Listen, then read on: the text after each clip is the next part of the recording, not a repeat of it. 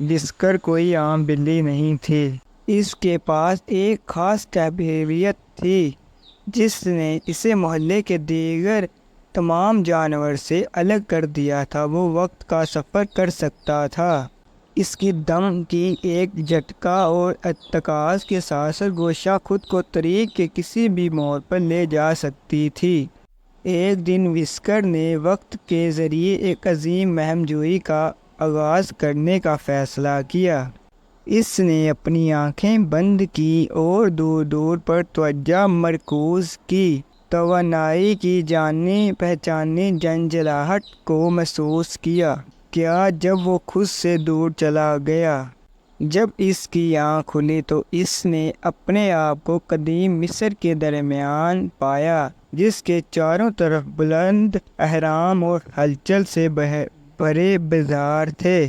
جب سرگوشیوں نے اس دنیا کی کھوج کی، اس نے ہر طرح کے دلچسپ مخلوقات اور کرداروں کا سامنا کیا۔ وہ ایجپٹ کے مقدس بلیوں کے ساتھ کھیلتا، درباریوں کے ساتھ رقص کرتا اور خود کو کلیوپیٹرا کے ساتھ کھانا بھی بانٹتا۔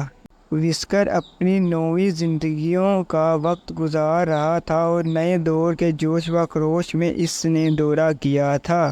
لیکن جیسے جیسے وسکر نے وقت کے ساتھ ساتھ آگے اور پیچھے کا سفر کیا، اسے اپنے تحفے کی حقیقی طاقت کا احساس ہونے لگا۔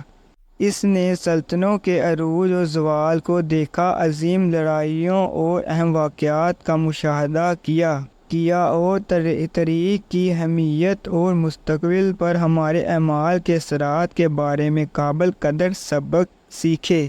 آخرکار وسکر نے فیصلہ کیا کہ اب وقت آ گیا ہے کہ وہ اپنے وقت پر واپس آ جائے اور اپنے انسانی ساتھیوں کے ساتھ اپنے ناقابل یقین تجربات کا اشتراک کرے۔